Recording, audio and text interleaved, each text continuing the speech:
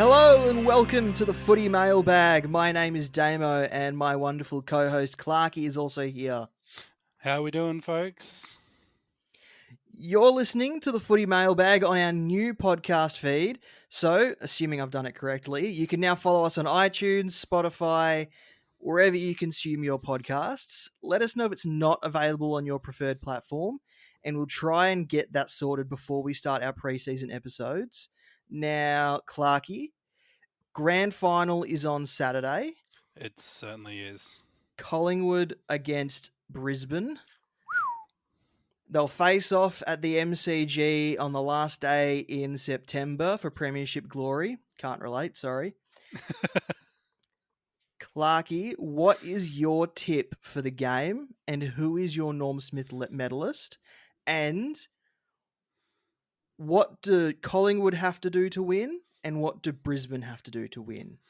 So, look, in all earnesty, my biggest thing that I want from this grand final is I want it to be a close one. We haven't had a close grand final for at least 3 years, even longer. I would love for this to be within, say, 2 to 3 goals at the most. And I think we're going to get that. Collingwood are a fantastic side, and they've shown that this year.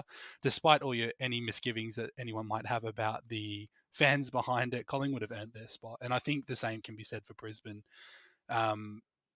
What Collingwood will need to do is they need to maintain what they've done so well in the final series so far, which is keeping their defense rock solid. We know that they're having trouble in front of goal at the moment. Like, they're not necessarily smashing teams. They got past GWS in a 1-point thriller, which I think is probably the best game that I have seen all year.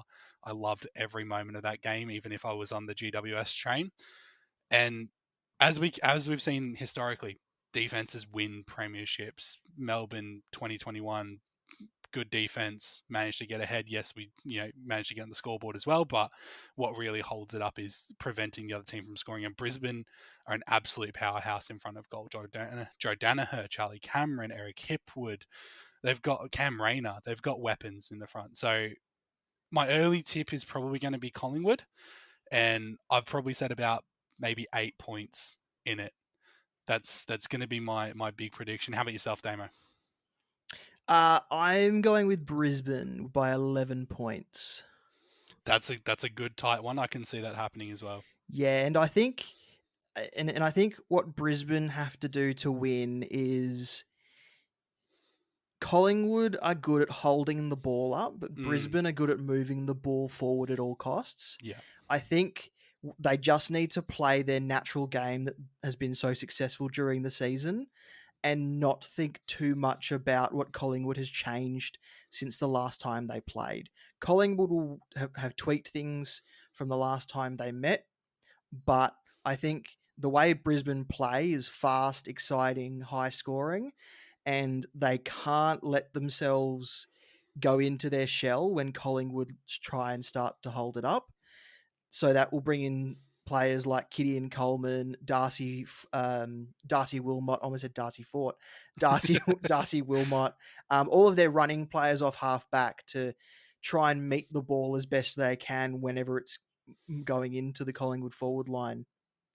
We already know that Dan McStay isn't playing for Collingwood. We know that Jack Payne isn't playing for Brisbane. So you'd assume Darcy Gardner gets the job on Brody Myercheck. It's just a matter of how they manage the swaps between Mason Cox and Darcy Cameron. Mason Cox, I think, is a far bigger threat up forward. So, and we've seen Harris Andrews not cope with playing on an opponent as tall as him. So, I think what we'll see is a close game, like you said, and I'm tipping Brisbane because I think Brisbane's ability to adjust, especially like they did last week when Carlton got out to that really big lead, will hold them in good stead for when Collingwood start to gain the momentum. Yeah, I think honestly it's going to be a big arm wrestle, I think, and it's going to be a game of momentum. So Collingwood controlling the pace will be, as you said, their key, and Brisbane using their they've got fantastic ball users, don't they? Like, Hugh McCluggage, Lockie Neal, Brownlow medalist 2023.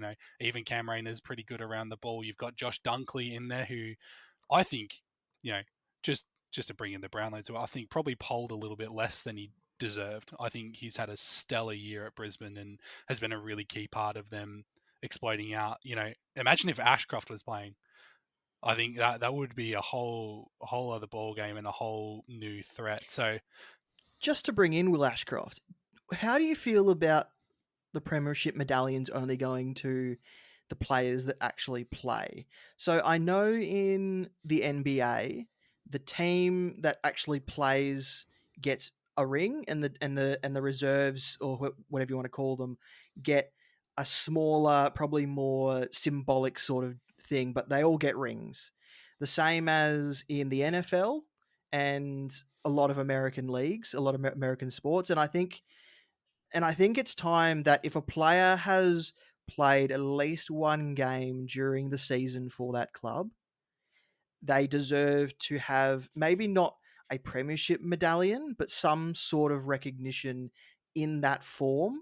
Maybe like a smaller medal, something just to say, "Hey, thanks for contributing to such a great year." yeah, And whether that's something that the AFL does or something that clubs are allowed to are then allowed to do. But because Will Ashcroft, if he didn't do his ACL, he would have been playing. If Jack Payne yeah, didn't wreck his ankle, he would have yeah. been playing. If Dan McStay didn't do whatever he did to his knee, he would be playing. So I think it gets to a point where we have to start rewarding the whole team for winning, not just the players that are on the field. Yeah, I agree. It's a 24 games plus final season, and it's a long journey to get to where they are now. And there's no small cog in that wheel. Like, even if you played one game, you've been instrumental in making it there. And helping the team. I would like to think that it's something that the clubs do individually. I don't think the AFL really where AFL is not as mature as a sporting organization that we might see around the world compared to the NBA or the NFL, or I'm sure the NHL probably do something similar as well. So I'd like to think that they can leave it to the clubs to recognize their players for their contributions to the year, and not even just players, staff as well. Like, think about all the people that are behind the scenes, the physios, the media people, and all that kind of thing that just put in so much work. So I like to think that they do something that shows gratitude, whether or not it's a premiership medallion or something smaller. I mean, look, you got to give it to the guys who are on the field on the day. That's part of the pageantry. Um, but yeah, I think we should be recognizing it's hard with AFL, I think, as well, because of the way that our reserve and sub leagues are structured.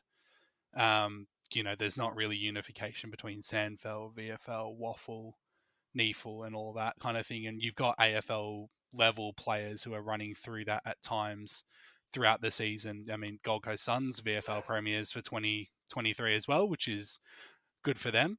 Um, they've probably got some AFL level players who just either didn't get a game or got one game running through that field. So it's an interesting discussion. I think it comes down to the maturity of AFL as an organisation, and we'll see how we go. But give the medals to the players on the field, and I think the clubs should take it upon themselves to reward the people involved throughout the year. So you said Collingwood by 8 points was your tip. It's close. You know what? After hearing everything that you said, I could swing either way. I just want it to be a cracker of a grand final. Who's going to win the Norm Smith? Who's going to be awarded the Norm Smith? I have one that I'm like, has a chance depending on how it goes on the day, and I've probably got a couple that I'm like, that would be pretty sweet to see. So I'll go with my prediction is probably Nick Dacos. I think it's a really big game for him, and after missing out on the Brownlow as well, he has had a year like no other player. Lachie Neale won the Brownlow medal because he is an elite player. The votes are made up by the umpires on the game. They don't see a stat sheet. They don't see anything. And so I'm not going to begrudge Lachie Neale for winning the Brownlow. But I think Nick Dacos, if he played one more game, the Brownlow was his. And he is a player that is going to be, I don't even, what's above generational, an all-time, a future Hall of Famer.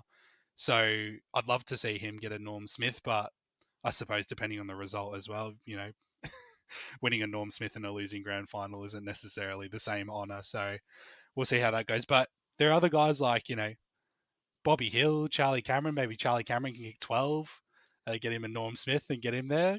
That'd be really, really nice for football. I think there's a lot of really talented people on both sides.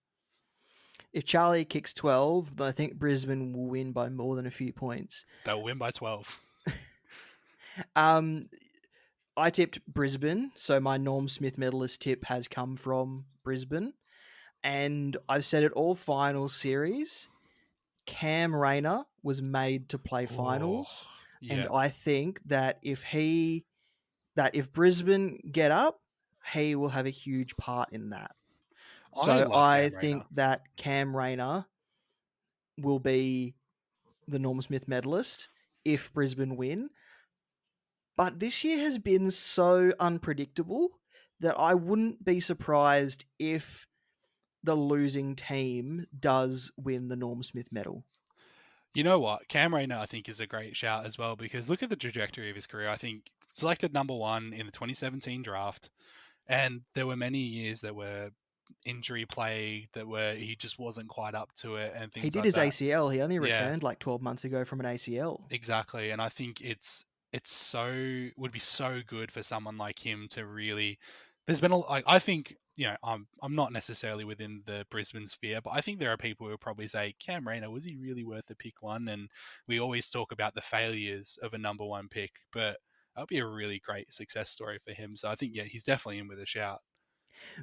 People will question whether he was worth pick 1, but then you see teams out there that don't have that player who can turn a game at a moment's notice.